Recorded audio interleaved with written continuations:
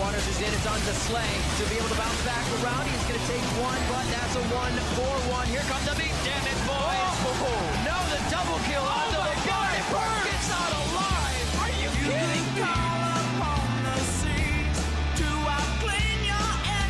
me? There's the pin in. It's going to be the 1-2, and it's actually the kill coming.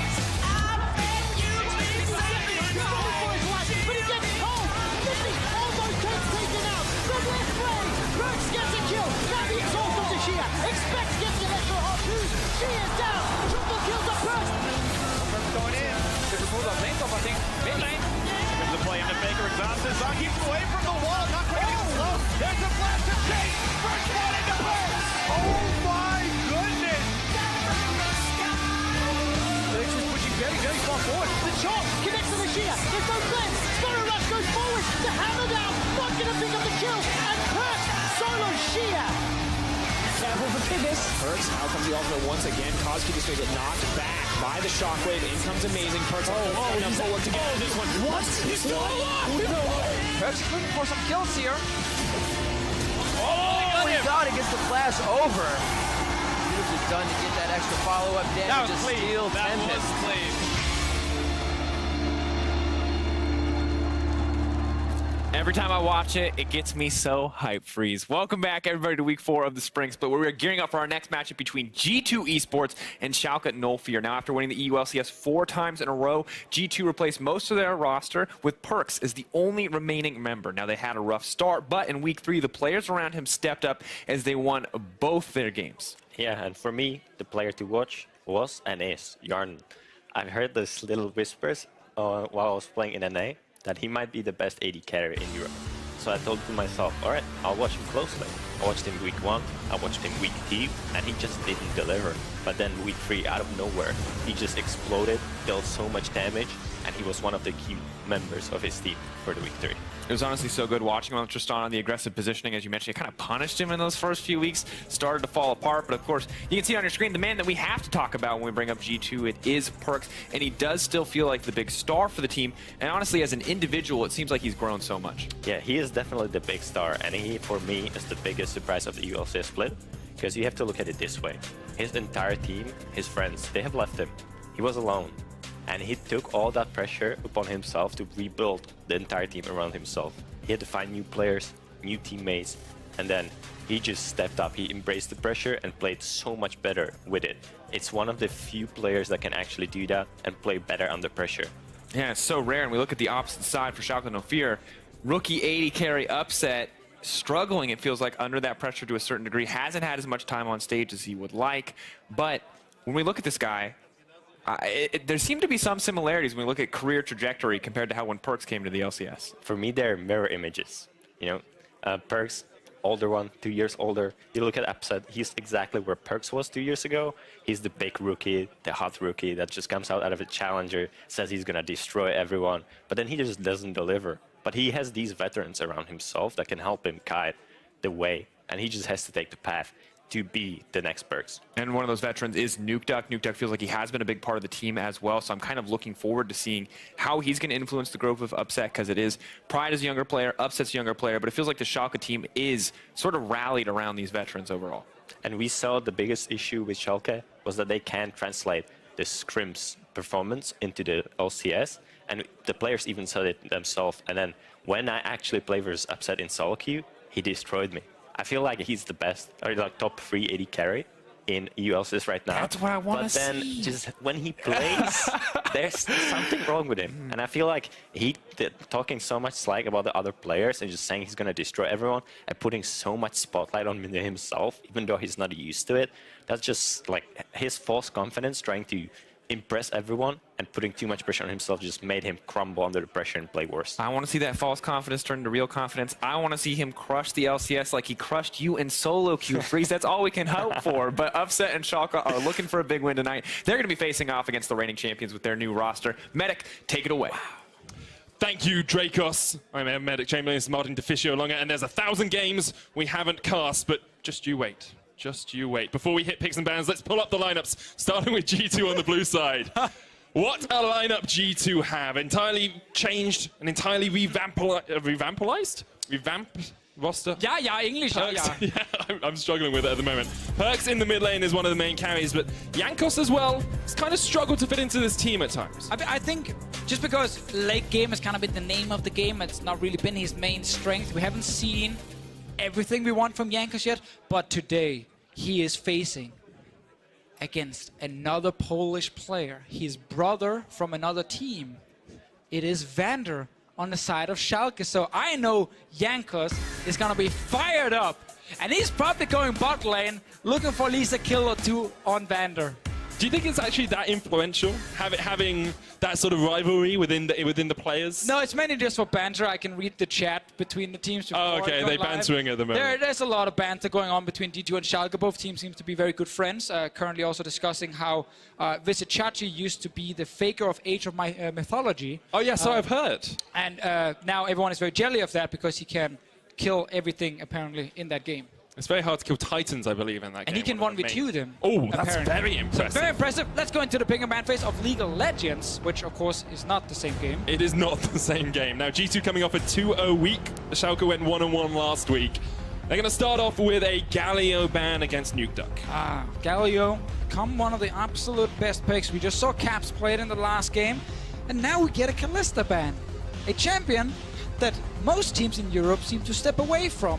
Now it becomes the first ban in this one. That being said, Yanen is a very, very strong Kalista player. And both him and Wadidas pull up the combo with Kalista and Alistar, Kalista Rakan multiple times. Kalista Thresh as well. A very strong bot lane, although Kalista still has a 0% win rate here in Europe. Is the Camille ban from G2. Schalke looking towards the Jarvan. So in terms of Tier 1 junglers, we've got Zac and Sejuani left in the cut. Right, and Schalke last week did something interesting. They banned the Jarvan and the Zac over Sejuani multiple times. One time they first picked it for themselves. The other time they said, we want to give this to Vitality.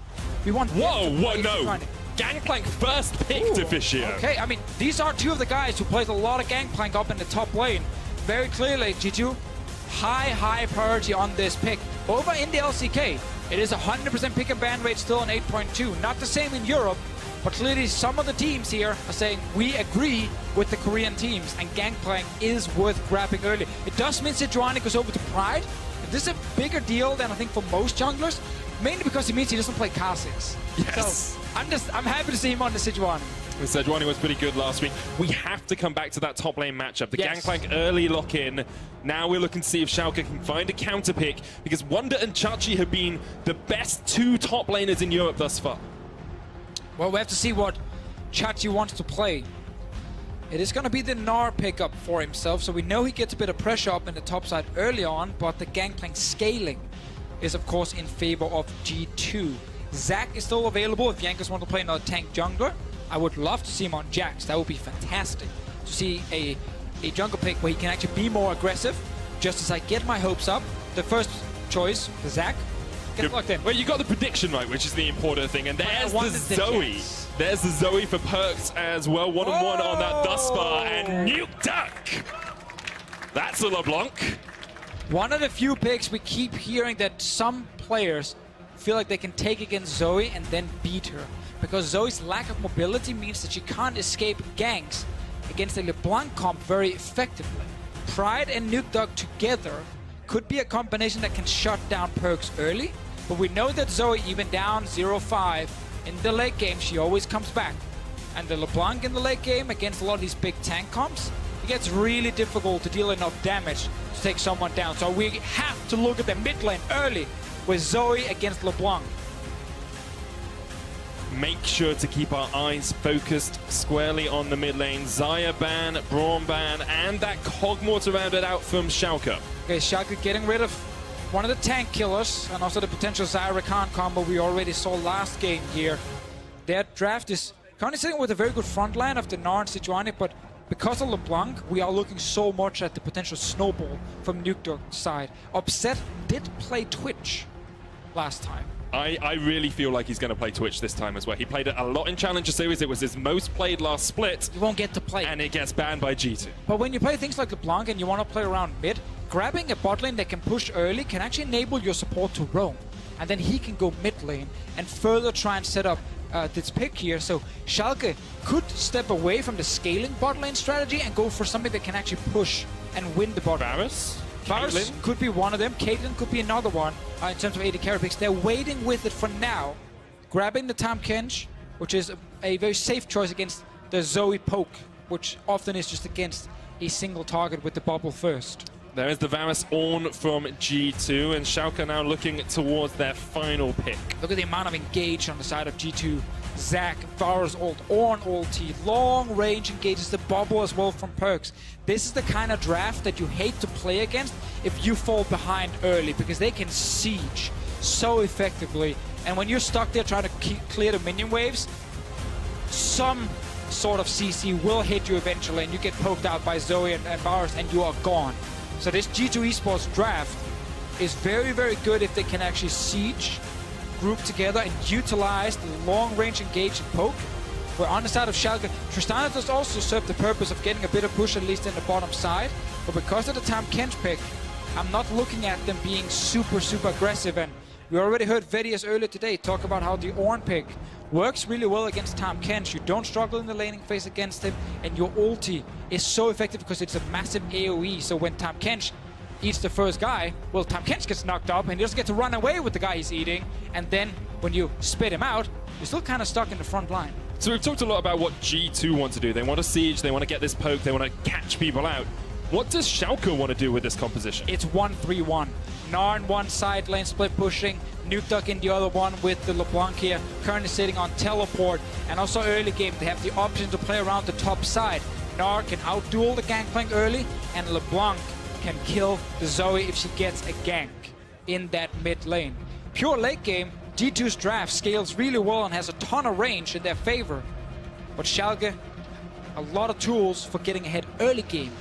I also prefer the Sejuani for early skirmishes compared to the Zac, so Pride can be active in this game. It's so rare that we see an early game focused composition or a mid game focused composition, or this snowball comp on the current patch is much more often that we see scaling, that we see people pick Azir and Rise and all of these things that scale incredibly well into the late game. Well, Schalke don't want to get to the late game. They want to end this night early, and they want to end G2 hopes of a 2-0 week. As you guys could see right there, some empty seats. That's because Fnatic are doing a fan meet at the moment, so half the crowd is down there taking pictures, and of course can return shortly to watch the game as well. They've not just gone home after Fnatic played and said, I'm done, I'm out of here. Just taking pictures. So as we get into the game, there were two lanes that we really focused on in picks and bans. It was mid lane, this Zoe into LeBlanc matchup, and it was top lane with Gnar into Gangplank, especially with Wonder first picking that Gangplank for himself. Also going on Relic Shield here, the goal is simply, once you complete the quest bonus, upgrade it and get a free Sightstone for your team, then swap your Ward Trinket into a Sweeper, and you get a lot of extra vision control. Gangplank, of course, loves to play around objectives where he can utilize his barrels and his ulti setup in his little choke points, so it's very good. And it doesn't really set him too far behind because the gold investment is not that big. And Gangplank gets so much extra gold already just by being Gangplank and running Klepto. So he can actually afford it. And let's see this game. Nukeduck and Perkz in the mid lane. 1-0 Perkz. You're going to keep track for us as the game progresses. It will require us only to look at the mid lane, I believe. You could do that on your personal computer, and I'll keep track of the game at large. Pride starts off at blue, Jankos starts off at red. Vizichachi started Smite up in the top lane with the spellbook. Didn't get to use it level 1 to clear a jungle camp, so just use top lane instead, because Pride started on the other side. Let's see if we get any early ganks top, because Pride Stalker is pathing that way, but so is Jankos on the Zac. And if we do get top lane ganks early on, it's really going to impact how these two top laners play into each other. Both playing incredibly well at the moment. Wonder a standout performer without too much jungle pressure. Exactly. Both top laners are often left alone, as you can see with the jungle proximity being this low for both of them. But the CSD difference is heavily in their favor. Tied, funny enough. It's not a typo. It is actually tied between them, sitting in first place for this game here. So it's a lot of 1v1. And they are two of the best 1v1 top laners we have. So I'm glad we don't just get tank versus tank. At least with GP and Gnar, we can get some fights. That is always the hope. Pride looks to just have cleared out his red, now sitting at the Razor Beaks. Perk's going to try and get some deep vision here to make sure that they understand exactly where the Sejuani is. Paddlestar's going to come out, and he steals away 3 minions. Nice here from Perks, using early push against this LeBlanc here. A lot of it for Nuke Dog is get a few levels under your belt, and then start looking for these trades. Ideally combo them with your jungler. Perks has gone for the Unsealed Spellbook alongside a minion dematerializer here in the lane, whereas Nuke Duck has gone Electrocute on this LeBlanc. It is definitely the best choice for LeBlanc here. Fairly easy to actually proc it and get a bit of extra damage for herself. And it's not about, you know, getting TP late game and being a scaling champion. It is about being able to kill things. And that's where Electrocute can shine for him. But once again, we're giving it a few levels, and Pride Stalker is only level 3. Losing those few minions did hurt him a little bit, and it does mean we don't get to see him gank instantly. Jankos will try and find a camp. Sadly for him, the camp is already gone. He gets to walk away, and he has to go all the way down to bot lane if he wants to kill a camp right now. No scuttle crabs, no camps at all on that top side of the map. We talked about Pride getting this Sejuani being very impactful here for Schalke. It's the first jungler he's really looked dominant on. He had a very strong performance last week. You can see his kill participation up in the high 80s as well. Yeah, I really like when G2 ran this super scaling teamfight comp because they have lost a few games where they got outscaled. They decided to say, you know what, we just need like, you know, Twitch, Sejuani, go late game against Giants and just win the game there. And it was a very successful strategy, and a lot of it came down to Pride on the Sejuani together with someone like Nuke Dog on a Galio. But Galio was banned in this game, which is why they opted into this LeBlanc pick here. And it also tells me just the confidence Nuke Dog has at the moment. He could have gone for more scaling pick if he wanted to. Could have said, you know what, I don't want to just have to fight Perks all the time, but these two guys are some of the best mid laners we have, and that's why we want to see these kind of skill matchups. Confidence that Schalke have in him as a team as well is incredibly important. He's going to teleport back into the lane. Paddlestar prepped by Perks. Nuke Duck distorts away from it and kind of turns some damage back on here. Decent trade. Trouble bubble misses, but Nuke Duck 1-on-1 now in terms of trading in that lane. Yeah, good. Oh, 2-on-1 to Perks. Yeah, we still counting. This is what we mentioned with Nuke Dog grabbing TP from the pick a man phase. Good for later 1-3-1 as well, but as I said before, no spellbook. It's not about changing these summoners and just scaling. Want that extra damage. Pride though, after he got set behind it a little bit, is going to finally steal a camp away from Yanka's side. Might have to wait for his level 6. Problem for him is that he's already cleansed on the side of Perks. Gotta get rid of that one first if they want to secure the kill. So Upset backs from the bottom lane, picks himself up a BF sword, but it seems like Hjarnan and Wadid have the push in this lane at the moment. Upset and Vander have been forced back to the tower. Vander teleported back down towards the lane to try and hold it for Upset. It's going to take a little bit of harass for doing so. That one rarely works, but it does force the enemy AD carry to stay in lane to actually poke you and get you to go back to turret. So now if you look at it, Upset returns with the BF sword. Hjarnan is sitting on just Thorn's Blade. So Vander successfully baited Hjarnan and kept him in the lane. I don't think it's going to go on for too long because I assume Hjarnan will just back away now. Yeah, but then it means Schalke gets to push, which means tempo goes in their favor, and they can then decide if they want to get a bit of damage on turret, if they want to roam with Vander for some deep vision. They actually stop Hjarnan again, so it's still BF Sword versus Thorn's Blade. Vander gets a double knock-up. They're looking for some damage here. Wadid doing a good job on this front line, and G2 will just force him back. Flash used by Chachi, and Jankos is the first one to gank out of the two junglers, but Vizichachi will be able to get himself to safety. Still a slight gold lead here for G2. There's probably a lot of it is on the gangplank with his extra gold income. Now Nuke Dog finally hit level 6 to see if they can do something with it around that mid lane. Pride also hit level 6 on his side.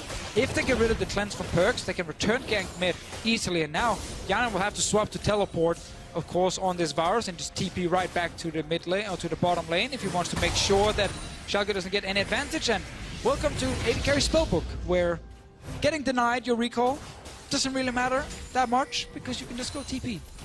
Does mean he doesn't have heal if a fight does erupt at any point. He only sits on a bow after the first back. He's actually still sitting on 1,100 gold. Almost at 11,000 gold. That was very impressive farm. That's very odd as well because you can get a pickaxe and boots. instead That's he part of that. rushed back in lane. Nukeduck trying to get that cleanse out here on Perks, but it takes a bad trade. Doesn't have the heal up either. It's the battle for... And we've still not seen a play around it. Vander's level 6 is coming up, but it's hard for him to gank mid, as this time Kench here. Pride has been busy farming. Oh, okay. Jankos is there as well, as is Wadid. Has the 6, has that ultimate. Nukeduck's going to have to stay around. Does have flash, does have distortion as well. Here comes the call of the Forge God. Jankos going to jump forward. Nukeduck flashes away, and the ram does not connect on the backside. I like that play a lot here from G2. Wadid roams the bottom lane. Jankos is already in the jungle. Second gank from his side. Second flash forced by Jankos being around one of the solo laners.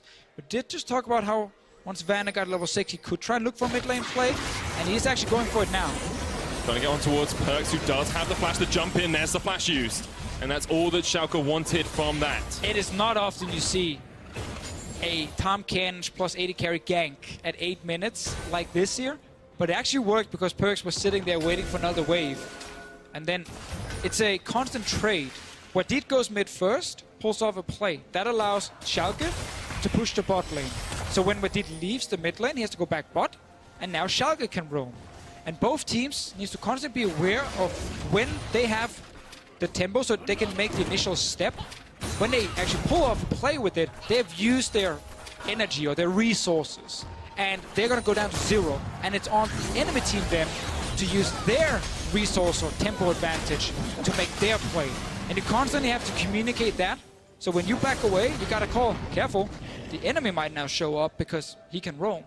And I think this time around, it wasn't called. It's so important as well that you put pressure on this mid lane if you are either of these two teams, because Nukeduck and Perks are two of the strongest mid laners in the league at the moment. You can see up in CSD for both of them, their kill participation is up there as well. I think you can give Perks a slight edge in terms of laning, but Nukeduck has been so influential for Schalke. 100%. Again, we keep saying it, like two of the absolute best mid laners fighting to be the best mid laner in the LCS. There's a lot of strong members towards the top, like Caps is definitely one of them up there fighting against these two guys. But this game here, it's still that LeBlanc where we have some questions regarding how Schalke wants to use it, because we know how Zoe's going to play. Like, she's fine just going even in lane, walk into the mid to late game and start firing bubbles over every single wall, land one, smack a hit in the face with the Q, and then you are effectively carrying a game as a Zoe. So it's all about the long range poke and pick potential. It's more about Nukeduck and Pride as a combination.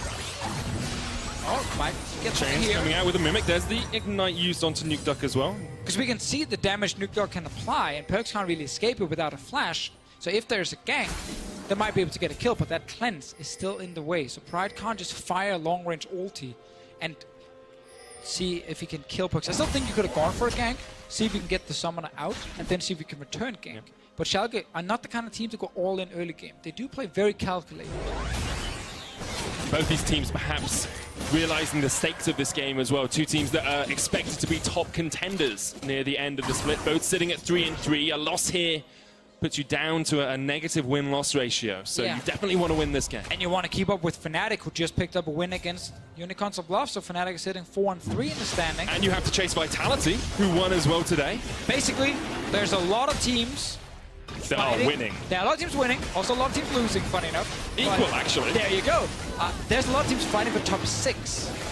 We only have, at the moment, 2 bottom teams in Europe, in H2K and Unicorns of Bluff. Everyone else are currently in playoff contention. Let's see what happens, Bud. 3 players bot lane for Schalke. The Glacial Prism is going to connect onto Wachiano as he tries to get underneath the turret, but a good cannon barrage will distract the Schalke members. Wadid's going to get gobbled up there by Vander. He's going to try and get away with the Bellows back, but the stun connects, and that's first blood to Schalke. So instead of going mid, Schalke looks down towards the bottom lane. The amount of CC between the Tom Kench and the Sejuani. Oh, here comes Nukeduck. The chains, the kill, the duck. G2 at the moment are pushing that mid lane turret. Will get the first turret of the game, but losing 2 members bot does hurt a lot.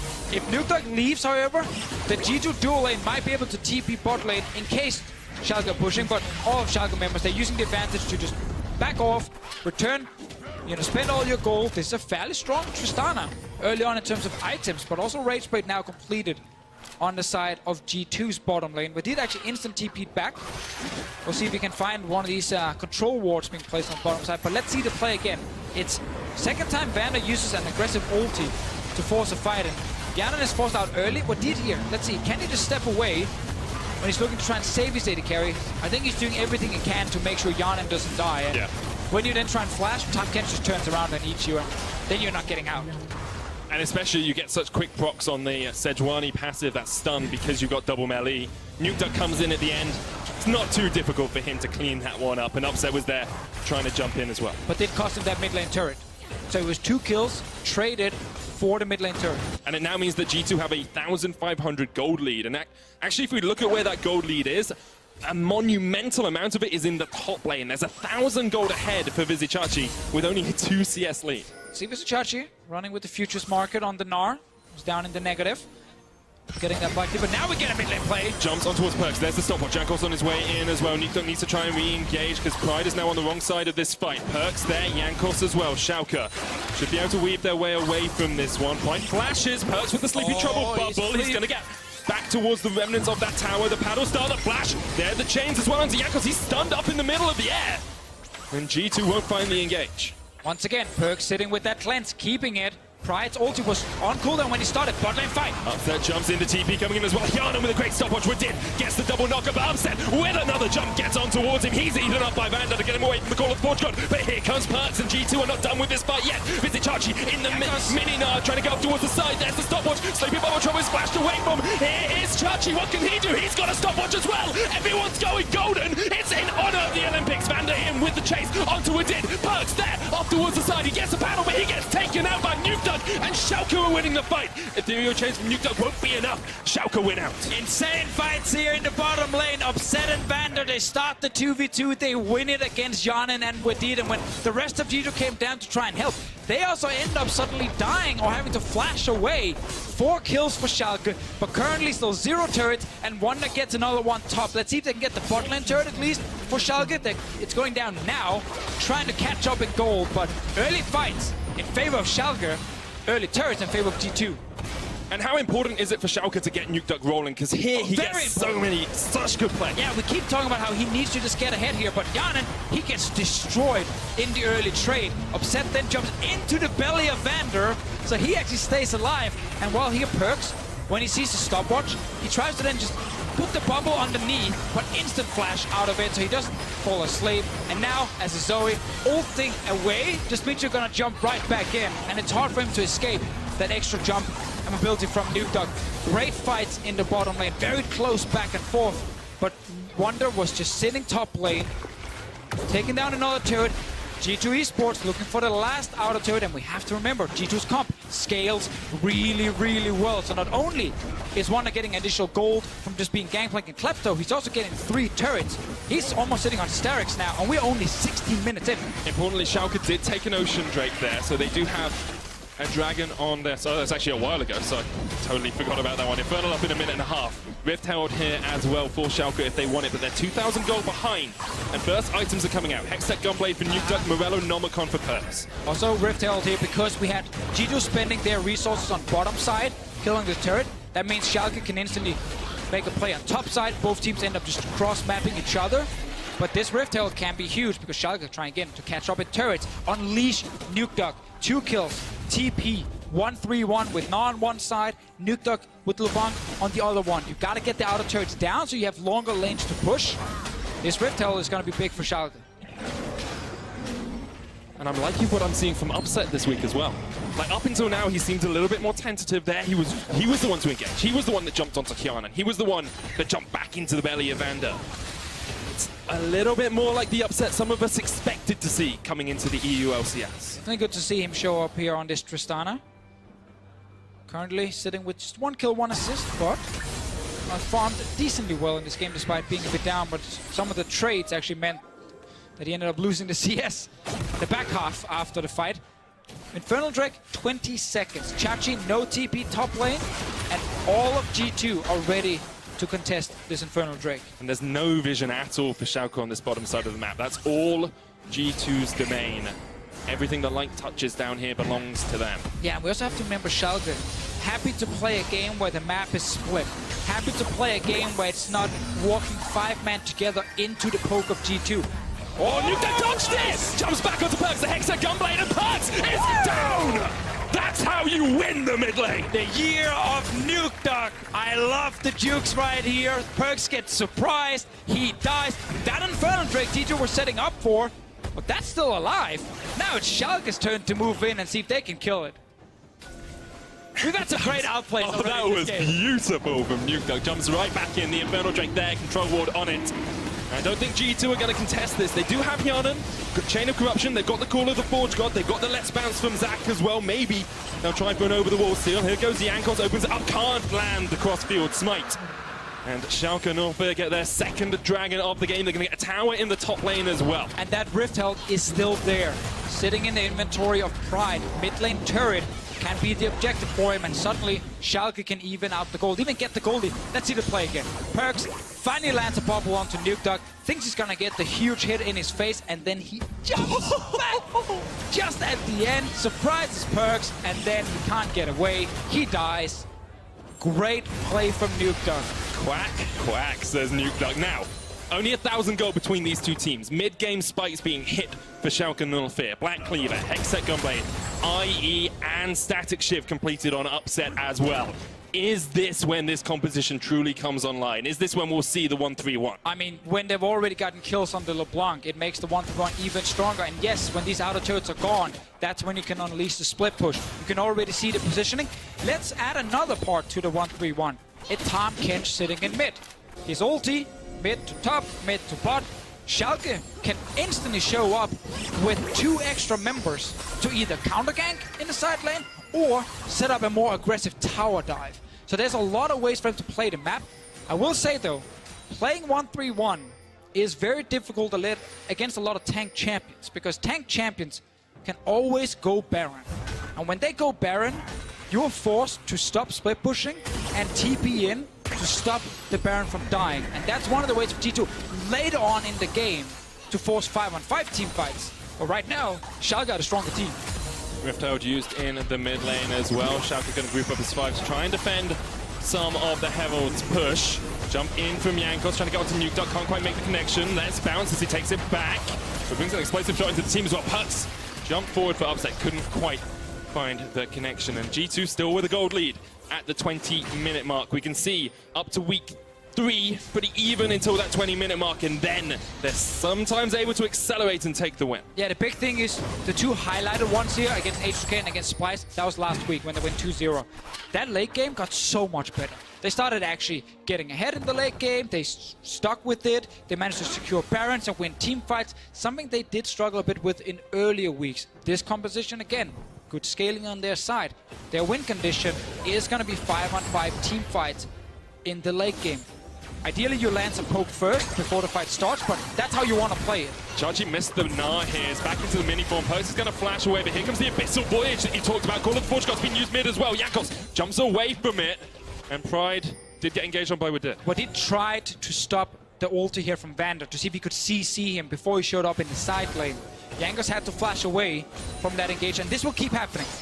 The static shift on Upset is very important because it allows him to kill the wave faster and get mid lane control, which then allows him and Vander to ulti to the side lanes. It's all about pushing mid first and then unleash your support and AD carry. So that static shift over the rapid fire cannon as his first seal item is pretty important for Schalke. So far though, G2 stalling. Still ahead in gold. Still looking to just get more items on someone like Wonder. He is a very strong gangplank player. He's been getting a ton of farm and turrets in this game. He needs to get towards the crit items so he can really be a late game carry. So if they can just get items on Wonder, does that just win them the game? The split push, the damage that he has later on, or are they looking for other spikes as well?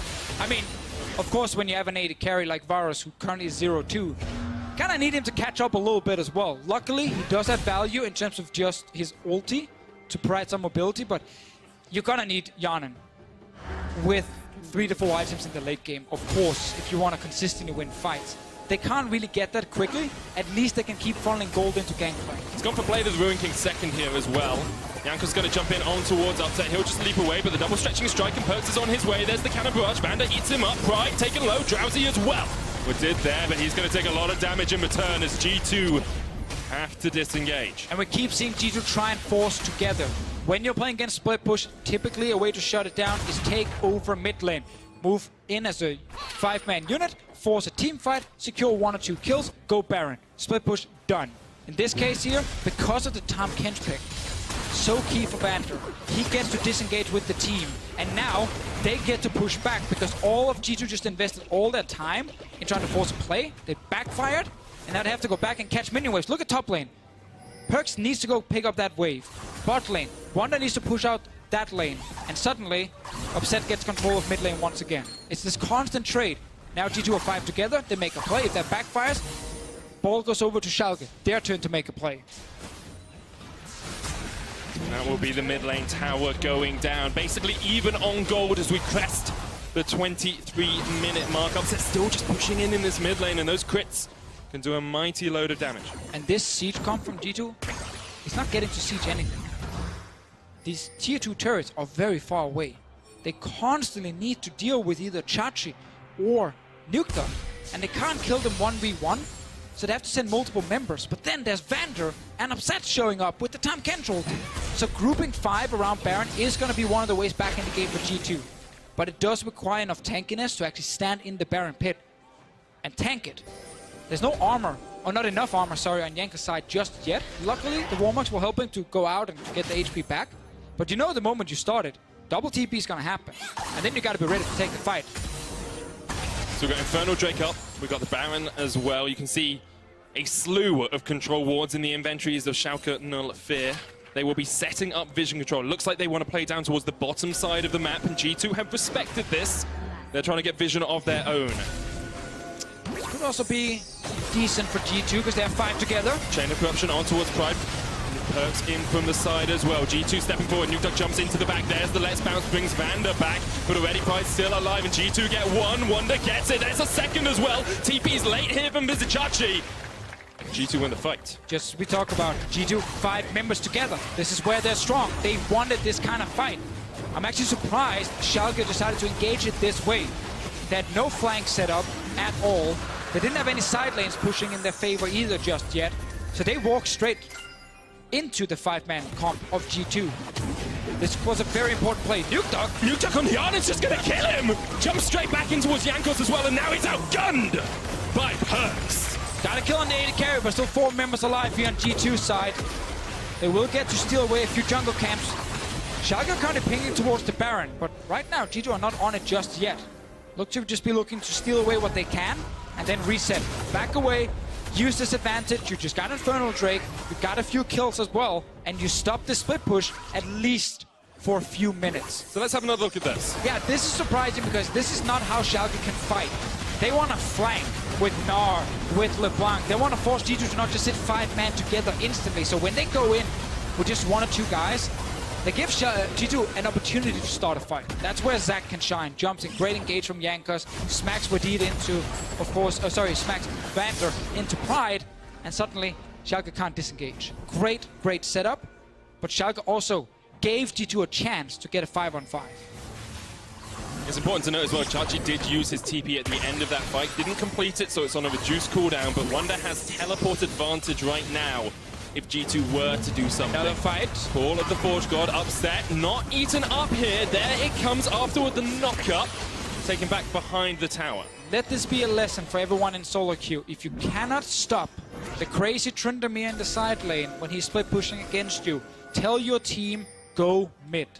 And start moving forward and try and force a play. Because when you then get the control, the side lanes can't push, because you can then move in and gank them very easily.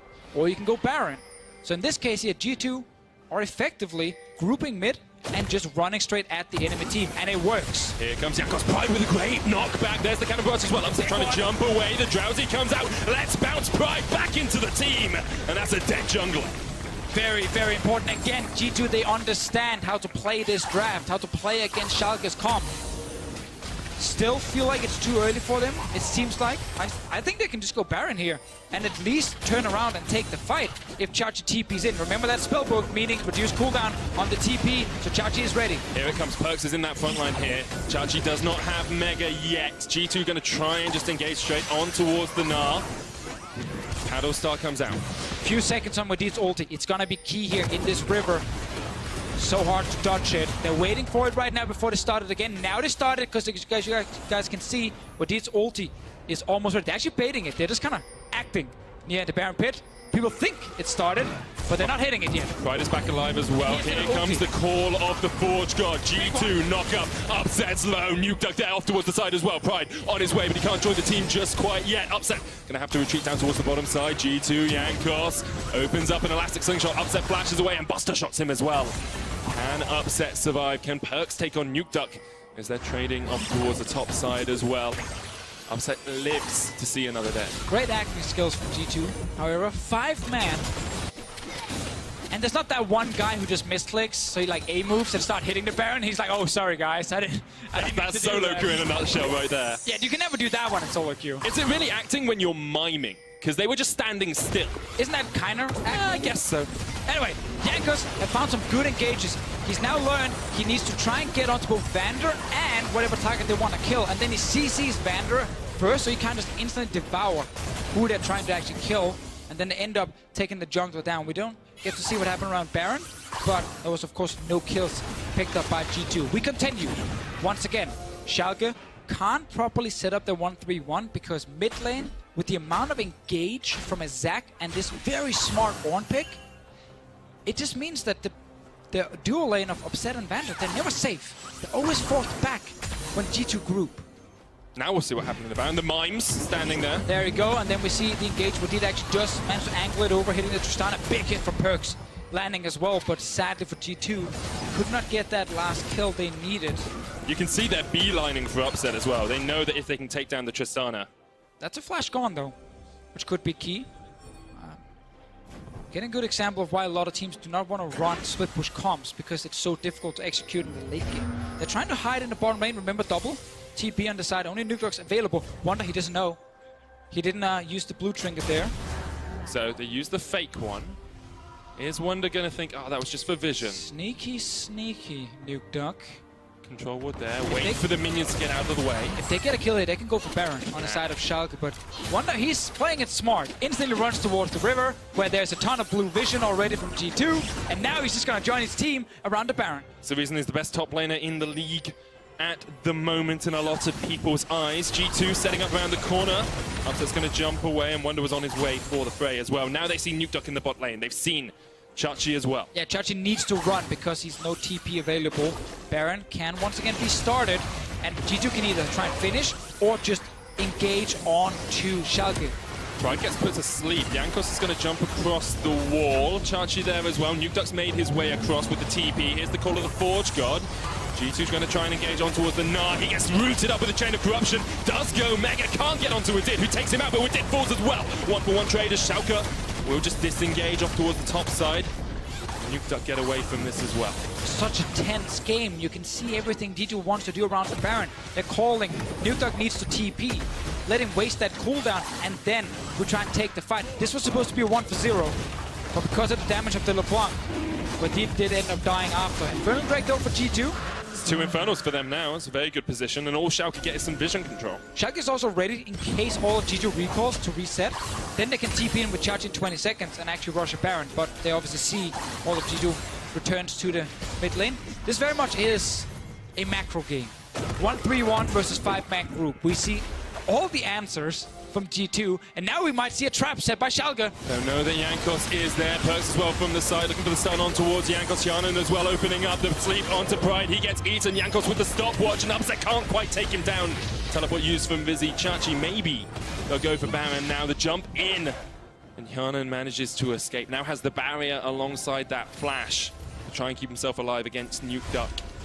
And we're getting to the later portions of the game here, Deficio, where we thought Schalke as a composition may fall off a little bit, especially that LeBlanc. Well, we've seen how hard it is for them to play this split push comp against all the engage of G2. We see team fights can be difficult as well. Wonder was still alive for this one, but that's a flash gone, and every single cooldown matters right now. The damage on this Tristana and LeBlanc together, if they get onto one target in front line that's not Jankers, is extremely high. They will kill that target very quickly, and there's no Tom Kench on G2's side to save one member who's caught out. Yanan is still not that strong in this game here. He's mainly just been on wave clear duty. But if he gets to sit and last it, of course there's a lot of damage on his side. It's not often he gets to do that against this comp that wants to flank. Triple items on him, though. There's the engage! Didn't even have time to flash. What was he doing there? 3 members was on the other side of the wall, and Wonder was in the mid lane. Yanan did not have to be that far forward. That's a huge one for Schalke.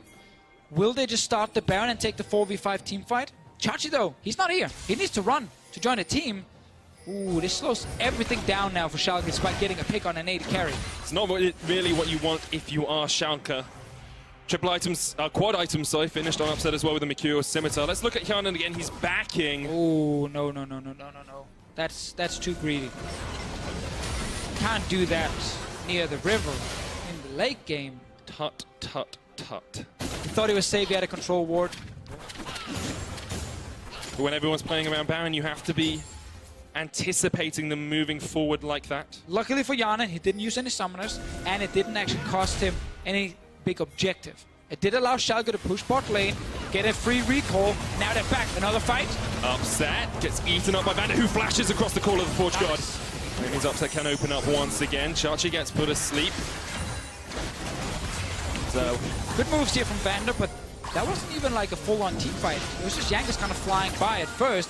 This what did ulti is gonna be ready fairly soon. Oh, perks. That was a flash on the Spell Thief. That was not his own flash, so just using other people's summoner spells. And we do get to a point in the game where Perks is incredibly deadly now. Rabadon's Deathcap, Morello, Nomicon. And just land those sleeps. And again, we see how G2 are trying to keep the range and land poke, sleep first. Tom Kench will deny a lot of damage there. You can just eat the guy who's, of course, falling asleep. Meanwhile, we see Schalke try and get flanks. Nuktok jumps in from one side, gets a few hits on someone, jumps back. Do this over and over until you catch someone out of position.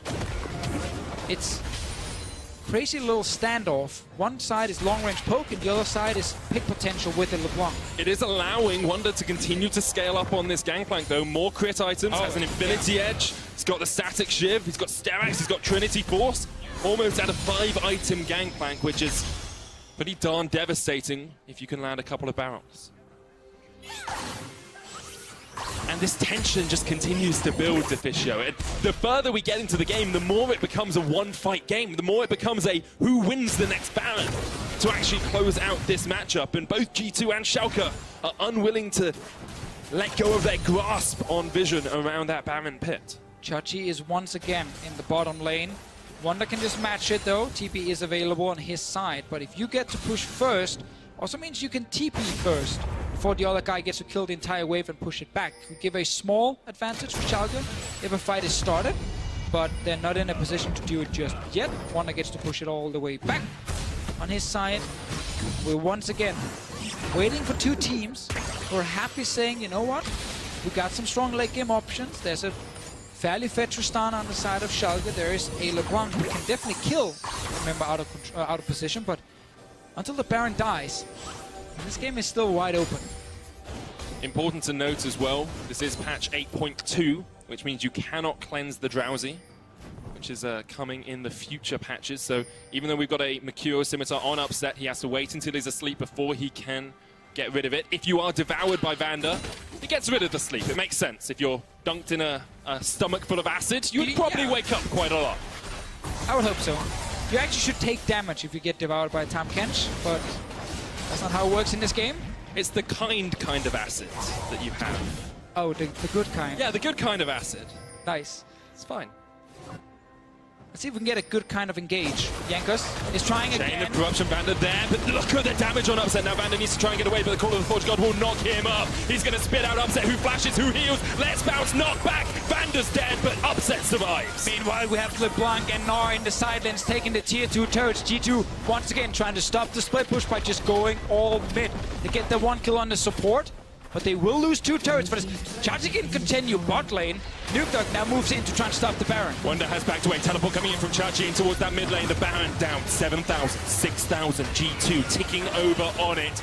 Nukedog from the side. Here's the TP from Wonder joining the fight. 2,000 left on the Baron. Nukedog dodging around as much as he can. Chachi opening up onto Wonder. The Baron is still alive and Wonder's dead. The Baron goes down. G2 get it, but Upset is here and he's opening up on towards G2. It's on Perks. It's on the damage, but they just don't have enough. They get one for one trade. Nukedog still alive. Yankos so low. Will falling to the next man. Perks trying to get the battle stars from the side, but G2 are falling apart at the hands of Schalke.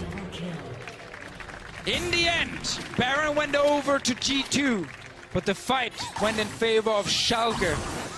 This game is still wide open, but that's quite some death timers on G2's side. Let's see if Schalke can get something. Let's see the fight once again. Remember, one member is dead. Vander is not here. So it's multiple flanks from Schalke members upset this Chachi bottom side. Nukedog coming in over the wall. They get an early kill on Wonder. That's a big one. That's a very fat gangplank going down. And after the Baron is already dead, no one here is going to kill Nukedog. So he can just keep dancing around with this LeBlanc. Great team fighting on his side. And now the big reward for Schalke. It's going to be that Elder Drake. They already have an Infernal and an Ocean Drake. Ulti, of course, very early because Wonder doesn't have any vision around the Elder Drake itself. That is now secured by Schalke. 12 kills to 7, almost 40 minutes in. The teams tick over to exactly 68,400 gold each. And it changes as I talk, obviously, just to ruin the gravity of the moment. An Elder Drake on one side, a Baron remaining only on Perks on the other. I don't think this game could be any closer at this point. And it's really good to see these two teams try and play this calculated, try and really follow the rules of a split push comp and a hard engage 5-man comp on the other side, a death ball comp as some like to call them. Super back and forth. We've seen the good things and the bad things of both comps as well in this game. And we've still seen development from both these teams as well. You know, a lot of people talked about Schalke as a Week 6 team, a summer split team, perhaps developing as a roster. We're starting to see a lot more of that right now. Yeah, I mean, that said, I was 1,000,000% sure that they would make playoffs, no matter how they played in the early weeks. So I kind of hope they can to not, you know, prove me wrong right there. G2 Esports, it's the same deal. It's a new roster, but it's a roster who's not playing this all-in aggressive crazy style that you could think when you look at some of the players. Like when he used to play things like Rakan and Alistar was in people's faces all the time. Wonder used to just play carries that you could play around in the early game, but it's not been that kind of G2. It's been a lot more about scaling now. There's been tanks in the top lanes, pure tanks in the bot lane, and they're trying to play the macro game, which Upset is good. stole that blue buff, which is pretty good from him across the wall. Great job. Knock Upset. it away. There you go. Rookie of the split already. Is that how we judge it from now on? Blue buff steal. How many blue buffs you have stolen? Wonder now critting incredibly well. He's something we haven't talked about yet because it isn't always relevant. The Ornn items. Wonder has decided to go for a Molten Edge instead of just the Infinity Edge. I love it when you say that. It actually sounds dirty when you say it. Say it again. Molten Edge. Oh. It sounds so much better than Infinity Edge. It does. We're so bored of that item. I'm really looking forward to the Rabadon's Death Crown as well, Ooh. which is one of my favorite items on Summoner's Rift. Still looks like a hat, so kind of crappy crown, I guess, when he upgrades it. Well, G2 haven't been acting like the kings, so they don't deserve a proper crown yet. Good thing you added the Yet here. Let's see what Schalke can do with the Elder Drake. Oh, right Wonder now, takes it Nukedog, chunk. yeah, he's looking for it. He didn't get the kill, though. Will only get a bit of damage on the turret, and then the mini-wave will die because Gangplank, he can kill him fast, and a fight might happen. Yanko's there from the side, Call of the Forge God. They'll be looking for Nukedog here. Do get the knockup. Let's Bounce brings back only Pride, but already Nukedog is dead, and Pride now caught in the midst of G2. He's outnumbered, outmanned, he's outgunned, and he's outplanned by G2. We've talked about this multiple times this game, and we get to see it again. The Ornn and his engage makes it so difficult to play Tahm Kench because multiple members can get hit. The Tahm Kench can get hit as well, even when he devours a target right in front of him. This time around, it actually meant that Nukedog couldn't get away in time. Good engage from Yankos, and then the follow-up from Wedid. Long-range engage is so powerful. And notice this one. Nukedog can't really step forward because then, oh, he gets knocked up instantly and he dies. And he couldn't get saved by Vander either because he already had to save his AD carry. This AoE engage from both a Zac and an Ornn is so effective against a support that can only save one target. Felt a little bit greedy from Schalke as well. There wasn't a minion wave there. Yeah. They came round on towards the tower without knowing where the Zac was. And now G2 can try and push in this middle lane. It feels like a call was made just before Wonder killed the wave. Yeah. It was like, oh guys, we got a wave here, Wonder's back in base, go get the turret down. Chachi's on the side here, he's spotted. G2 will just get one turret, sticking to the tradition of this game. No one gets too much. No, you can only take one turret at a time. One kill, one turret, Drake, one Baron. Drake, for you, then I have to win the next team fight. I will get a turret, and now you are allowed to get an objective. It's like diplomatic League of Legends. So if you're going for a diplomatic victory, this is what you do. Schalke, though, known for their military contest with the Schalke tank, of course. Tank. Not sure what G2 can't really bring a tank. Is there a sort of a conquest in Civilization where if you own enough of the map, you win? Because that's their kingdom, isn't it? I believe not. Oh, okay, well. I mean, by then you would have enough in terms of culture or tourism or something that you're going to win that way. G2 going for the culture victory, then. There you go. So they bring a samurai against a tank, and then we see how that goes. Give a samurai a lightsaber, maybe? Would help, Potentially. help out a little bit. Anyway, back to the game at hand. Basically even. Yet to see another Ornn upgraded item on the side of G2. Schalke still do have items to build. And it's a 6-item Tristana as well. Let's see what happens bot lane right now, because Nukedog is fighting 1v2 at the moment. Sterex comes out, here's the TP, and the Tahm Kench immediately turns into a 4v2, and G2 have been caught out by 4 members of Schalke. Jankos tries to flash away, but Upset is going to open up, can't quite get the kill, and Chachi can't do it either. But G2 have done such a good job not falling for this trap of suddenly 2 or 3 members of Schalke showing up with TP and Tahm Kench, and then they take the fight this late in the game. They get punished instantly, good reaction from Schalke. That's now the bot lane inhib in their favor. And they get 2 things, they get the kill and they get the inhibitor, so Schalke turning the tides on this game. Now they're waiting around the corner because Chachi's going to jump in with an arm, knocks Jankos back right in across the wall as well. Here comes the call of the Portugal as G2 try desperately to defend. Pride in that front line, Perk still alive in the back, and Upset gets caught out. Sleepy Trouble Bubble, Nukedog jumps in. Pride manages to take down Jankos, but Schalke cannot push any further forward. Another good kill here for Schalke. Got the passive down as well. Vander dodging around very nicely and will get to walk away. So big plays. All started with Nukedog in a 1v2, and then G2, they got greedy. They thought they could jump in with a Zac and a GP and kill this LeBlanc here, but Nukedog is just dodging around to damage. That's all he cares about. He knows backup is arriving shortly, and no one from G2 can match that kind of roaming from a Tahm Kench ulti. And because of the way Wonder's built as well, he's incredibly squishy. I mean, of course, it's all about the crit damage, but this is what happens in very long games. One little slip-up, where you just lose track of the enemy comp for 1 second, and then suddenly you get punished. We have Schalke taking the Baron now. Schalke got the early Elder Drake, they have bot lane inhib. Everything right now has gone in their favor, and it's not based on pure 5-on-5 team fighting. It's based on utilizing globals and mobility. This is so hard to execute this kind of draft from Schalke's side, and as we see from G2, if you give them the chance, they strike. G2 have shown us they can do exactly the same though.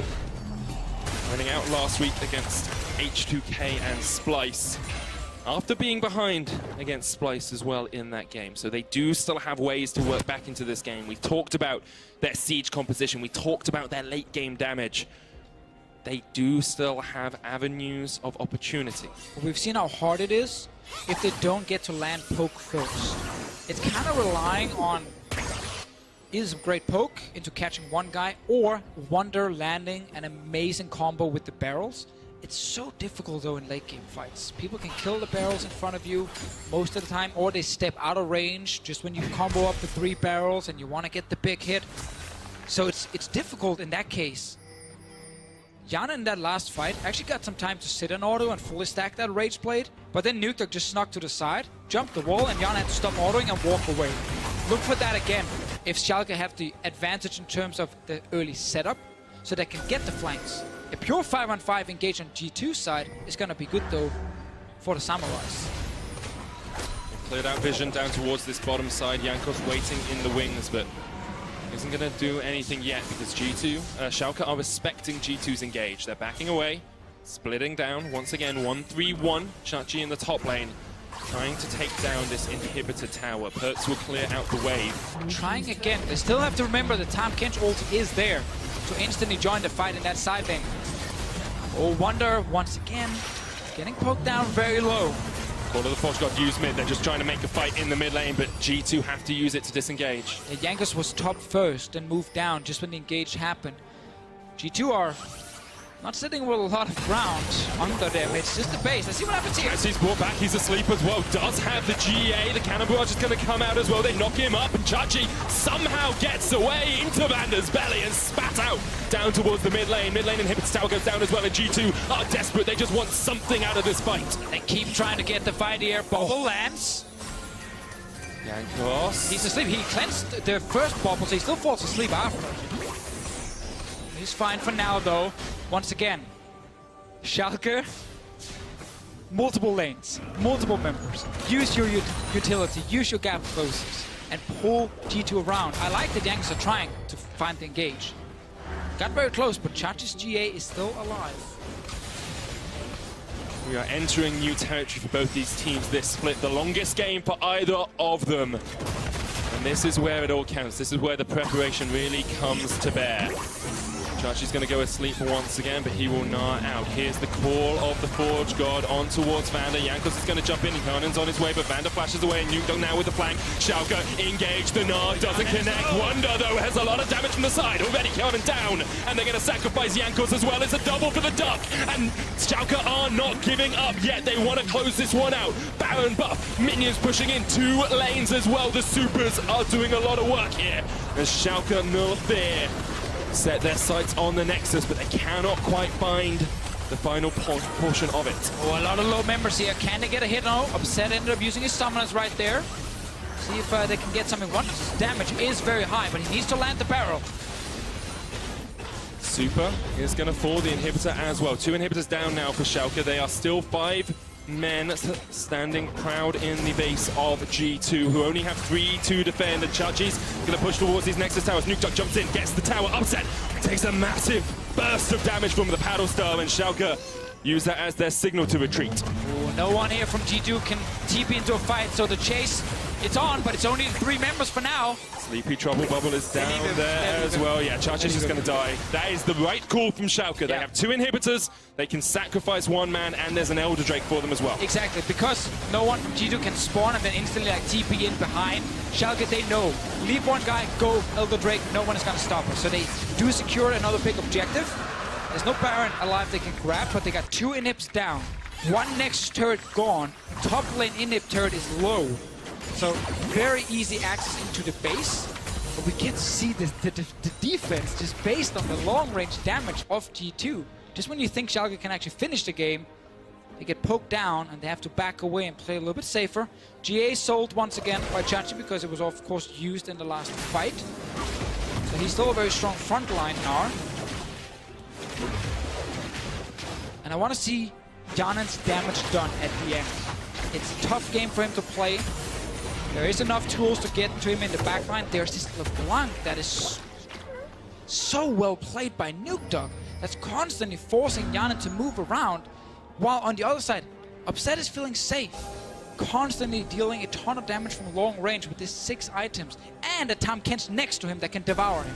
Nuke Duck's foregone boots as well here, going for a full 6-item LeBlanc. You're facing a Rabadon's Death Cap, a Hextech Gunblade, a Lichbane, a Leandri's, a Morello's, a Void Staff. That is not a pretty picture if you're the enemy AD carry. And this late in the game, as long as you play the LeBlanc correct, then she can be amazing in late game fights. If you keep dancing around the flanks like he's doing, oh, Jankos will find him now.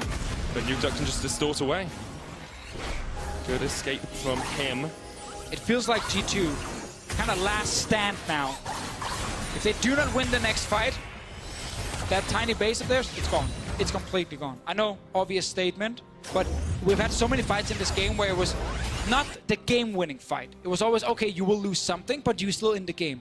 Next one for T2, it's do or die. Second Infinity Edge here on Wonder, so it's going to be a battle of 6-item carries if he stays down towards this bottom lane, because Nuke Duck is there, Baron up in 30 seconds. Feels like that's what Schalke are waiting for. They've got mid lane pressures, they push in the lane, they've got 2 control wards around this Baron pit, and they know that G2 have no awareness of that area of the map at all. Nukeduck has his TP as well. Chachi actually changed to cleanse here instead of having a teleport of his own. Bot lane, we still have to look at Nukeduck versus Wonder because it's Nukeduck who's been winning the 1v1 every time. He can jump in, he picks the trade, and then he jumps back. Wonder can't really return enough fire. He can shoot him once in the face with the gun. That seems to be about it. Oh my goodness! Nukeduck gets nuked by Perks! That was absolutely insane. Payback from earlier in the game when Nukeduck duped Perks and killed him. Huge, huge play. Nukeduck is Through the minion wave? But Nukeduck is gone for a minute now. Baron is just spawning. Schalke might try and look for the finish if G2 goes for it. Let's see it again, let's see it again. Amazing setup. Flash through the minion. In his face, almost one-shotting him. That's probably the best Zoe play I've seen in EU. That was incredible. Anyway. What a time to do it as well, this far into the game. But because there's a threat of Schalke finishing the game, if G2 overcommits to the Baron, they haven't been able to do it yet. 25 seconds on Nukeduck with TP ready. G2 are so scared because they know leaving that base could mean the game is over. They're going for it now. They push some of the waves at least. Top lane is pushing in their favor as well right now. Perks is looking for the flank as well, down towards the bottom side of this. 10,000 HP on the Baron. Chachi is there as well. Nukeduck teleport up 4 seconds. Baron goes down. Right, Wonder gets it. Pride jumps in, but he can't be slowed and he's going to jump away from this. G2 get out. Looks like it. Nukeduck does have the teleport. He's going down towards the bottom lane. Instantly TPing in. Mid lane inhib just respawned, but G2 got the Baron recalls now. Already just running back in the base.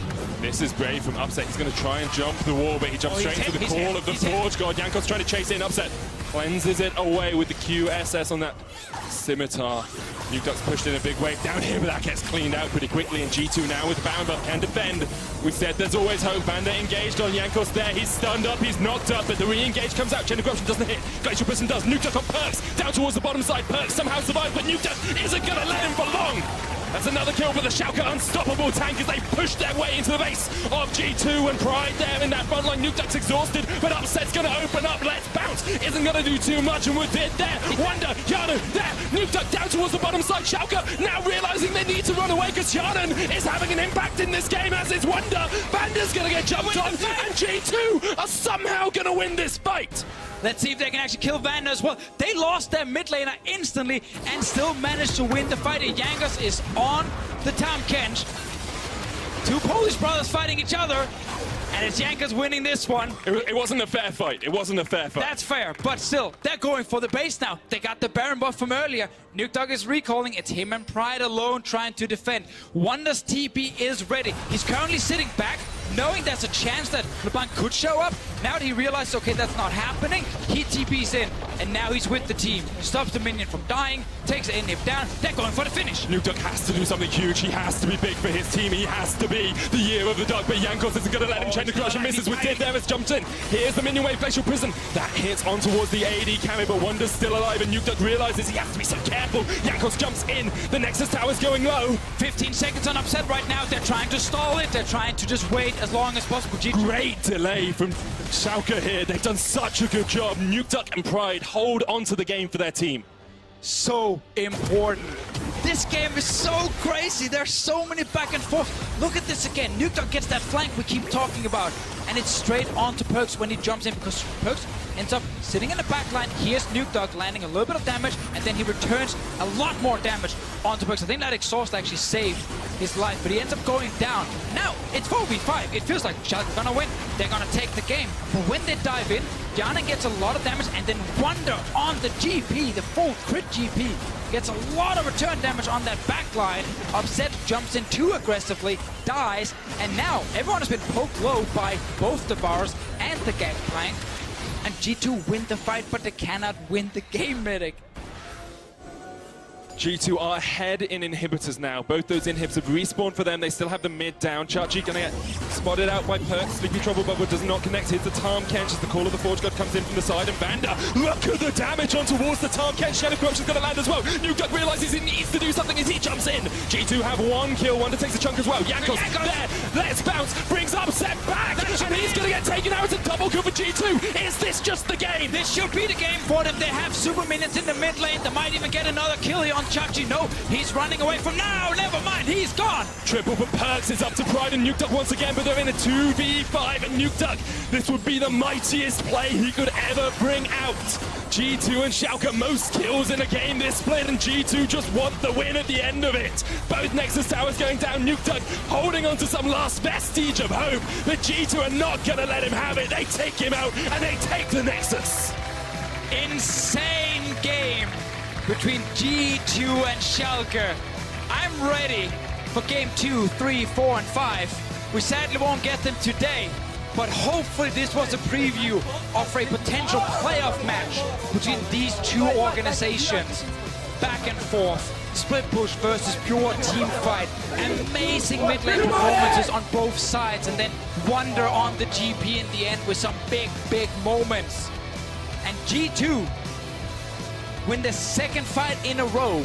Something we have not seen often in this game, a team winning 2 team fights in a row, but they did it at the end when it really mattered. Suddenly, Vanda found himself too far forward. He ended up dying early, then the AD carry dropped, and G2 took the Nexus. What a game, what an absolute barnstormer of a matchup, and both teams should hold themselves proud for that game, because I think if you put basically any other opponent in the league against either of these teams playing that well, they'd probably go home with the win. Fascinating game. Gonna rewatch that one a lot of times to look at all the different fights. I assume it was to listen to my voice. Yeah. Okay.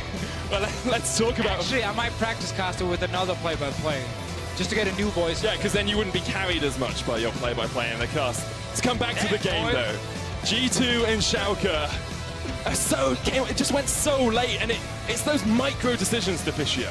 I mean, it is so much about knowledge of how to play a team fight, keeping it cool as a team in terms of communication. One thing we often hear from new teams is that everyone is talking.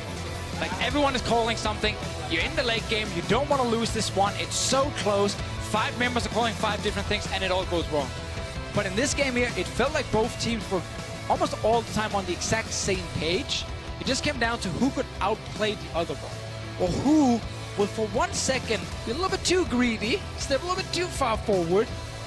And then we also had some of the sick mechanical plays, like the hit in the bot lane from Perks, but the juke earlier from Nuke Duck as well. Like, Perks versus Nuke Duck is a matchup we can watch a million times. I still don't think we could say either of those mid laners is better than the other. They're still going to be battling out for that #1 spot. Well, we have Perks with the achievements to claim best mid laner in Europe at the moment. A couple of guys, of course, going to challenge it. Both mid laners ended with 9 kills in this game and were massive parts of the team fights. And they were. For the final fight of the day, our analysts have selected Wonder, Perks, and Jankos as your options for player of the game. Make sure to jump over onto @LOLEsports on Twitter, where you can decide the result. We're going to reveal the winner in the post-game lobby in just a few minutes. And what an absolute difficult decision that will be to make. I know Nuke Duck is joining us on PGL in a couple of minutes, so maybe people want to vote for him. Be thrilled, you know. He wants to, of course, talk about everything that happened in the game here, but oh yeah, voting for MVP in this one, tough. I'm on either Wonder or Perks, but I think Jankos had some great engages, so I can see either one get it. It's one of those tough ones, because I think Jankos it wasn't as obvious if you look at his KDA and his scoreline that he had such a big impact in the game. But if you look back at some of those team fights, like he abducted Nuke Duck once, he abducted Upset once, he abducted Vanda a few times, and he was targeting. It was like it was a laser focus with that Zac. And him and Wadid was so important in trying to stop the split push, because they were the ones to engage every single fight in the mid lane. So we had a lot of moments where I feel like almost every player stood out. Yeah. Wadid had some great engages with Jankos. We got to highlight him as well. Yanin had that great fight near the end as well at that inhibitor, because a lot of the game we were saying he wasn't really doing as much damage as we expected him to. It was just hard for him in this game. You know, he died in the early game. He was a bit behind on items. And then in team fights, standing still and auto-attacking on a unhit Varus against different kind of flanks from a Gnar, from a LeBlanc, like, that's not easy. Not at all. G2 closed out the day with a win over Schalke. Let's head over to Law, who's sitting down with Jankos and Perks. Thank you very much, Medic. Indeed, I'm sitting here with Perks and Jankos after this crazy win and crazy game against Schalke. I mean, guys, were you expecting to win today, Perks? I mean, we are always expecting to win. When you go on stage, you don't go on stage expecting to lose. Whoever I face against, I expect to win. So I was expecting to win, but I was not expecting to win in this fashion because this was... It was such a horrible game. It was just a classic EU clown fiesta. That's what it was. Talk me through the last minutes of the game, Jankos. What made the difference in the end? I know both teams really boosted, but I think we were less boosted than them. I mean, to be honest, team fights from both teams looked really weird, and I think in the end we played well our comp. Like we kind of, even though Perks died and almost lost us the game, we still played a well fight, and then enemy Tristana kind of jump in, and we used that fact to win the fight, and then Hamen Kench ult on top was kind of weird as well. So I think right now LCS looks like which teams makes more mistakes loses, kind of. Like no one is making good plays, everyone is just like doing mistakes. Yeah, well, you used to say that in PGL on week 1, the fact that at the moment many EU teams are not performing well because they don't understand the game. I mean, what do you think they miss from the game, Jankos? Well, I think that maybe it's the communication, or maybe it's just overall the game knowledge. It feels like Misfits is a really good team, or Fnatic, but they have their days that they don't look so good and they still make mistakes. So I'm not sure if this is maybe because it's regular season and people don't pay as much attention, and then the mistakes from scrims happen in the real game, or maybe it's the stress for the rookies. In Schalke, for example, it looks really weird though. Like yesterday I spoke to Fabi, or 2 days ago, and he said that NA players are actually better, and I would never believe it, but now, I mean, looking at how it is in EU, it's kind of weird, But on the other hand, we still have 1 hour games everywhere, so. Well, interesting thing you're mentioning, Fabi. Perks, you're still the best mid laner in EU, of course. I mean, that's the way people state you in interviews. Well, yeah. What do you think makes you above the rest? Well, I think right now, I'm not playing at my highest level anyways, so I don't know if I can be called like that. My early mid games are like, I do a lot of random mistakes. They're like, because I lose focus, or because of our comms, or like our misplayed plans in game, and we make mistakes, and that like makes me play really bad. Well, not really bad, but like sometimes make mistakes. I think the edge I have over others is that I've played in many metas, and that I have been on every basically tournament in the last 2 years there was. So I got a lot of experience from playing against the best teams. And just I practice a lot, so I always have to keep on top, because there are so many good midlaners in Europe that can like contest for the spot, and that can like outplay me or something, but it's like, it motivates me to keep going. I just don't want to be, I don't want to be second best or third best. I just want to be the best all the time. Well, talking about being, oh, that's so cute. Talking about being the best, I remember in the off-season you mentioned wanting to be the best Zoe player. Why do you love this player, this champion so much?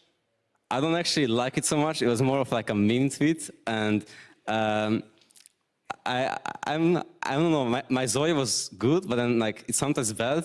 I don't know. I don't think I'm so good at Zoe, like, to be honest. So there is for sure better Zoe players in the role than me, but I will have to practice more on it so I can become the very best.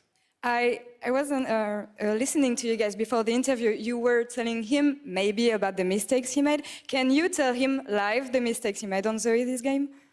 I mean, I think overall Perks is a really great player, so we kind of, it's normal that we talk about mistakes. I made probably more mistakes than him this game, or maybe he did, I don't know yet.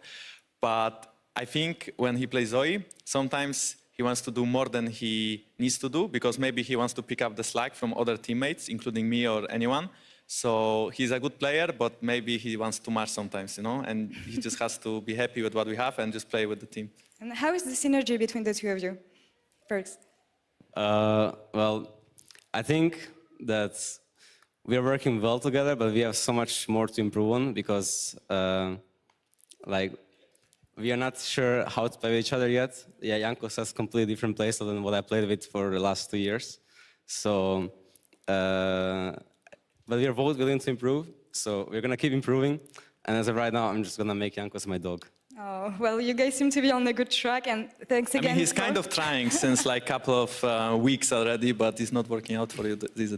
Okay, well, apparently there's things to deal with off stage, but we're done on this side of the stage from now on. Congratulations again, guys, for today, and we're gonna send it to the EU LCS post-game lobby, and Dracos, take it away.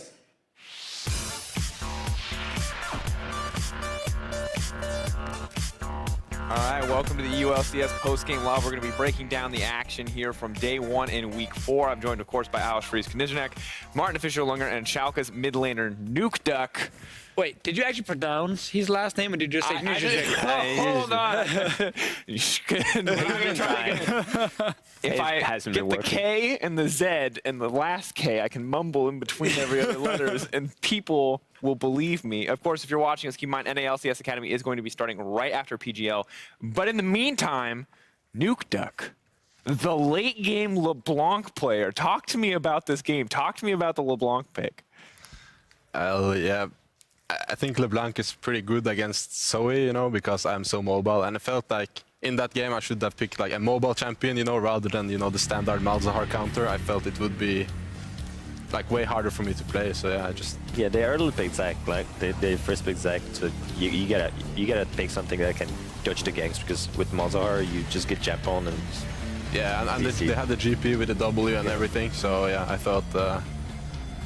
watching the replay, yeah. It's just a bunch of late game fights. I think we had like 40 of these in the game. Yeah. This one, sadly, for Schalke was the worst, the last one. I'm not sure what Vander tried to do. I think he tried to save Chachi. No. Oh, but he had, okay, he came in with upset in his belly, and then his upset jumped out instantly. Yeah. It was a tragedy. What happened there? What happened, Yuto? Come on. I mean, in this one, you mean? Yeah. I mean, like... I mean, it was kind of like Chachi was like top and he's like, oh shit, they're coming for me, I need help. And then he was like, okay, I'm out. It's like, oh no, I'm time ulting. And then like, we just like, we're not definitely like not on the same page. And we didn't even see like that play coming from them. So this was actually like quite a disaster, yeah. We heard it from Perks and Jankos. They were kind of calling this game a clown fiesta. And DeFischer, you kind of brought up earlier that it felt like this game was over 4 or 5 times in a row, where it's like either team could have maybe ended the game, but it just kept swinging back and forth. It was super back and forth. I mean, I get it, you know, pro player thing, called it Clown Fiesta instantly, because it is so back and forth. Personally, I thought it was hype. I thought it was super hype game to watch. I thought a lot of the times when the game turned around, it was kind of based on an outplay coming from someone like in the bot lane, the Perks, you know, Q onto Nuke Duck between the minions that suddenly brought you back in the game. Outplay. Hey, come on, he had to shoot that through a minion wave. That was pretty cool. And some of the team fights, like, there were just some really good plays happening from both sides that kind of kept the game going. And sure, there'll always be some mistakes happening, but I thought a lot of this game actually had a lot of cool setups, like the 1-3-1 on one side, the counter to it in terms of death balling, 5-man mid on the other side, just kind of going at each other. To me, it was super entertaining. And again, I know pro player speak, but I wouldn't call this a clown fiesta. I've seen way worse clown fiestas. Let me just say that. We can talk about your history of 80-minute games in the ULCS. Yeah, we've had a lot of those. Literal clown hats. But I think still I want to kind of go back to this mid lane matchup. We take a look at the player of the game. Perks did win out with 59% of the vote.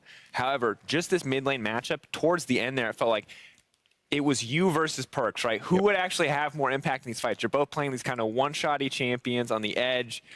Did you feel that in the game, or is that just my impression kind of coming from the outside? Definitely, like, both champions are like super conditional, so that the one that will like fight with their condition met is like usually gonna deal the damage. So I mean, it was either me like assassinating someone or him hitting like max range Qs. Yeah.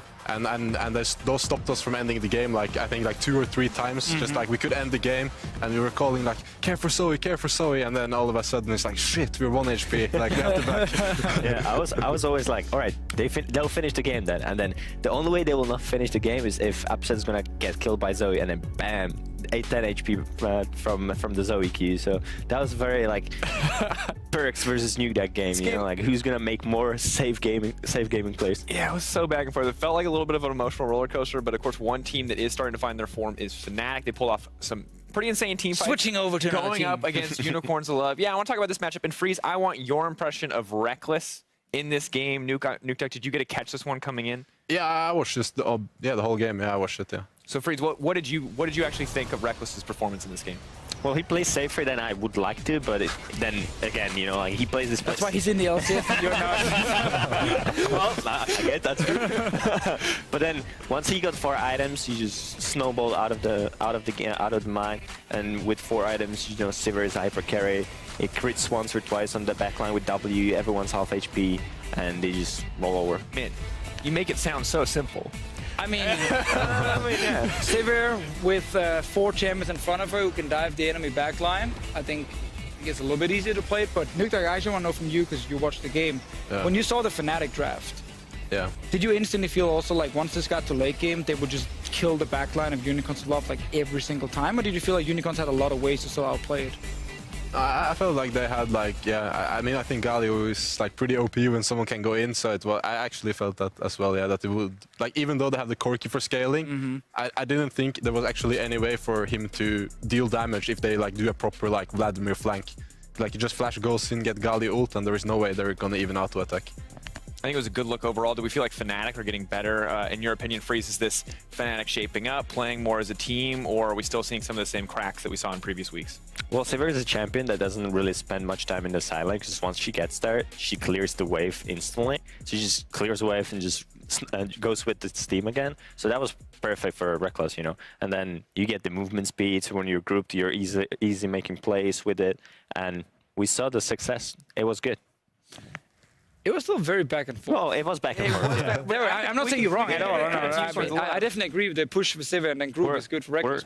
But I like that we have an answer to getting Reckless out of the side lane. The answer is give him more wave clear, so there's no reason There's for no him minions to stay. kill. You have to leave. Yeah, you have to find a different lane now. Well, he can still be there, you know. He can just still be hugging or waiting for other lane. I guess follows the minions. the Sivir hiding in a brush doesn't happen too often. I mean, the game actually had a lot of moments where Unicorns, like, Well, they should have won the game. won They had the fights. game They got in like a their hands. 22-minute Baron where Fnatic without Soas there were tower diving in the mid lane and then end up getting jumped on after, and they lost like 3 members plus the Baron. So it wasn't clean per se. I just think the Fnatic team fighting with their comp, like they executed that properly in the late game and didn't give Unicorns a real chance to get back. And of course, Reckless had a great game on Sivir as well. Was an impressive performance. I want to take a look at our next match. It was the match of the week. Giants coming up with a solid comeback to take down Misfits Gaming. Every time, man. Securing second place for themselves. Amazing. If you're listening, you're the only person who predicted right. The rest of us have to bow our heads in shame. But Nuke, I haven't gotten to talk to you about this matchup. Would you have bet on Giants to pull this one out, or would you have put it on Misfits? I mean, Misfits is kind of the favorite, but I really like what Giants got going, you know. I feel like they actually play like very well together, and like especially Joko, I think, is playing so well. So I thought it was closer than like what like the predictions were, at least. They were very one-sided. It was one Giant, so yeah, it was a little one-sided. And when I look at this game, I think, one, we're seeing Giants really shape up, and it's being proven every time that they are a team that can fight incredibly in the late game. But on the opposite side, for Misfits, what went wrong here? It feels like they had a very clear plan in mind when they came into this game, when they drafted the way that they did. But where did it actually fall apart? Because they were ahead for a very large period of the game. We've had a few games now where Misfits are drafting a comp that can get ahead in the mid game, and they do it. They don't get to then. I mean, it's hard because 100% remember the game at the moment, but they do slow down a lot when it comes to then saying, okay, we need a Baron now to actually break into a base against 5 million wave clear champions, and that's kind of one of the problems with the meta is how hard it is to finish games. And I think like this draft is an example. To me, late game they would struggle. The Rengar one-shot combo is hard to pull off in team fights consistently. And the S04 from Mansama, as Freeze highlighted, meant that he couldn't be the same carry we've seen in some of the other games. So once we got full to late game, Giants comp just kind of took over to me. And we've seen a few times, and we need to go back and rewatch why exactly Misfits end up slowing down in the mid game. Is it just against a million wave clear champions, it's just so hard to finish it, or is there something they can do different? Because there probably is. It's probably both things. A lot of wave clear, but also something Misfits needs to do better to finish games. Yeah, it feels a little bit like the kind of the cracks in the strategy they're trying to bring to the table. The last matchup that I want to look at is Vitality versus Roccat. Two strong teams battling now. Vitality are at the top. We thought this would be a Roccat win for sure, but an absolutely insane finish to close it out. The TP from 80 carry, dude. Yeah, okay, so I'm curious, if Schalke won the game like this, do you walk away from that game like, we did good? How do you feel if you come out of a game like that? I mean, it's kind of like our game. I think it was like, I mean, you won the game and you can be happy, but I'm pretty sure you have some stuff to look at still, you know. And I think even in this game, Roccat had like a couple of like 2-3 times they could have actually ended the game, but they just decided to like group with their split push comp or something like that. I want to hear your opinion about Vitality, though, because they are sitting #1 at the moment. They only lost one game, and they beat you guys. We ranked them #1 as well on our tier list. And do you think that they have the #1 spot right now, standing? Also based on just like scrims and everything, not just on stage. No, all right. We actually never scrimmed them. Oh. But I mean, from what I've seen on stage and from us playing against them, like we got kind of rolled over. Like we had a decent early game, but from mid game and onwards, they had like full control against us. So I think it's really fair to like rate them #1. They win like every game, and I mean, yeah, they play really well, I think. And their player of the game was Mini Truepax, I think, mostly due to, you know, the last 30 seconds of the game. I think even if he had That's kind of how you get MVP, I guess. If you chain feed the entire game, but then backdoor the Nexus, you win. I think that's how the rules go for MVP. But I want to know if this is an improvement on the Roccat side, because it was still technically a loss, but we talked about them being in control multiple times during the game and against Vitality, who we are kind of agreeing is the top team. Is this good for Roccat? Can Roccat fans have some confidence in this, even if it is a loss in the end?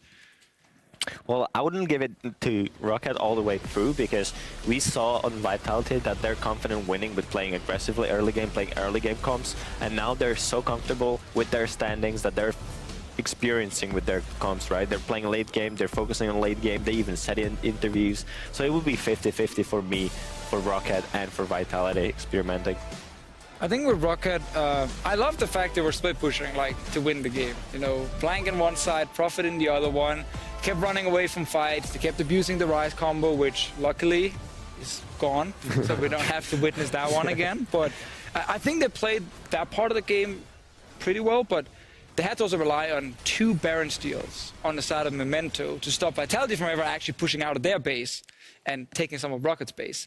So in that case, it got pretty hard to judge if Roccat were in control, or it was more like they got a Baron steal, so now the split push is way stronger and Vitality can't really push forward, and that's how Roccat kind of kept the game going in their favor. Because those were 2 big steals from Memento's side. It felt like that way. I'm curious what your impression is about where you think Roccat kind of stack up in the teams. Is this a playoff contender? Is this a top team? Are they more near the bottom of the pack? Where do you actually think they rank right now?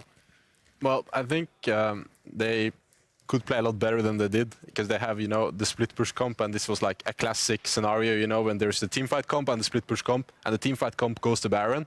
And if then the teamfight comp goes to Baron and the Nash gets stolen, it 2 times, you should win. It should be over, yeah, because like what are they even doing? But as of like how they play, I think Roccat are like pretty good. It's hard to say. I think it's like same as like 6 other teams, you know. It's really hard to like tell them apart right now. I mean, you bring it up, but I think it's Move good. in the middle. We can just go exactly. right into the standings, because after today's results, Vitality are leading the ELCS with 6 wins. They're followed by Giants. But then we get into the ever-exciting middle of the pack, your 4-3 or your 3-4. And there's a lot of big names here too, right? Fnatic, G2 Esports, Misfits all contesting. Splice, Schalke, Roccat not far behind. EULCS is so...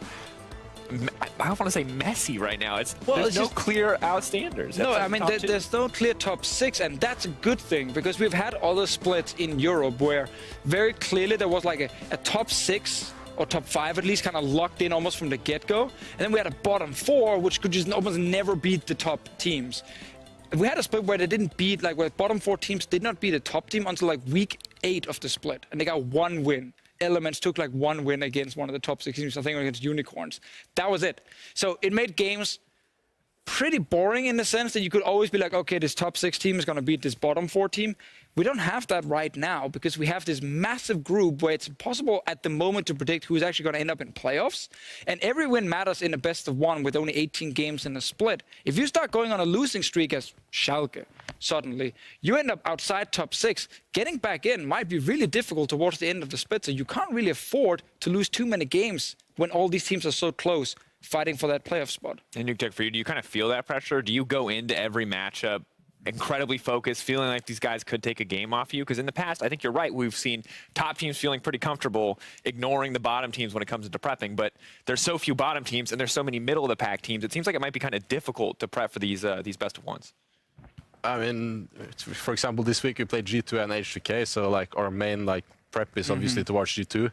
But we can't like take H2K too lightly, even though they have like their jungle mid thing going on there. We can take them a little bit lightly, at least. Just a little bit. To the rule, otherwise. Yeah, but it's hard to tell, you know, from such a small sample size, rather, who is actually, you know, the best teams, right? Because, like, as you see, for example, some of the Vitality games is like they backdoor and win, you know, like, and of course, like they're 6-1 and they're the best team, you know, but. Like, if things happen a little bit differently, like, they could, like, lose 2 more games, you know? And same for Unicorn or HK winning some games, so I think it's, like, hard to say, like, the definitive strength of even, like, any of the teams. All right, we'll get to see a little bit more as week 4 of the EULCS does continue tomorrow, kicking off with Vitality versus Splice. Freeze, I'm curious, you can see the matches to my, for tomorrow behind you as I learn my words again. Which match are you the most excited for? What are you looking for here, Freeze? I'm looking for the Caterham in the jungle, H2K versus Schalke with you on my left. And then, obviously, Fnatic and Giants. I want to see more from Giants, if they are actually the contenders of playoffs or not. All right, let's just get the predictions while we're here. First off, let's talk H2K versus Schalke. Ooh, that's probably an H2K. That must be an H2K. I'm pretty sure like those Schalke guys will take it. Oh, okay. All right, looks Cocky, good. cocky. A little confident, but Fnatic versus Giants is the one I would mostly like to talk about. Nuke Duck, since you're not going to be here on the desk tomorrow, talk to me. Who do you actually think has the edge here from what we've seen so far? I mean, Giants against Fnatic. I think Giants will win. Yeah. There we go. Yeah. That's the same. No, I expect Fnatic to win. There you go. And you are also now saying Giant. Oh yeah, I guess you I said Giants and you gotta stick with quick it. shots. I have There to you stick go. to it. All right. I'm excited to see. We're going to find out tomorrow, but over in North America, NALCS Academy is starting right after our show here in Berlin. TSM Academy versus Clutch Gaming Academy. That's a lot of academies, folks. And if it's their first matchup, so if you missed any of the ULCS games today, you can check them out in our rebroadcast following the action in Los Angeles. However, for now, it is time for us to call it a night. So thank you guys so much for joining me. Of course, excited to see who's going to be right in the prediction race tomorrow. But you guys can meet us back here tomorrow for more fights in the spring split. We'll see you then.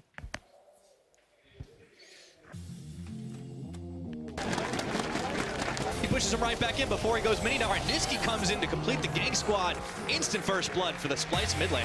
Let's see if they survive this fight. Odawamne is already going to pick off one, and Sheriff is out of there. Let's see how many members are going to last. H2K are dropping like flies here, I should say, as promised cubes. Splice completely dominating H2K on the day. Gonna miss on the ultimate from Memento, but things are going pretty low. Gillies is gonna hop the pin, he's got a Cosmic Radiance on, and everyone's getting chunked low. Combo Shark gets North Scared. Everybody's health bars are starting to drop. That's a double for Combo Shark. 40-minute Vitality Squad. Memento looking to come in, gonna get the spike. He can do it! Oh, Memento! You beautiful man! He stole it away. Already down to half the health. North Scared going around the side. Memento looking to see if he can make it 2 for 2. He goes over the wall. The shuffle's not gonna happen again. He does it twice! Are you kidding me? Memento! Put the camera back into the Rocket Beast right now. We've got the longest game of the split, and Mini Truebax is looking to do it all alone. Oh, I can't believe it. Pops away, Ruin incredibly low, and Hansama is going to get target miss, but the rest of Giants have regrouped. They do lose 2. Will they lose another? It's going to be Betsy going down. A triple kill for the Azir, but then now Joko is going to bring Hansama back in. That's a double kill for Betsy, and Hans is isolated from the team. Giants, another triple kill for Betsy. That's the game. Giants are proving they are the real deal up against the Misfits, and as the Nexus falls, they gotta love it.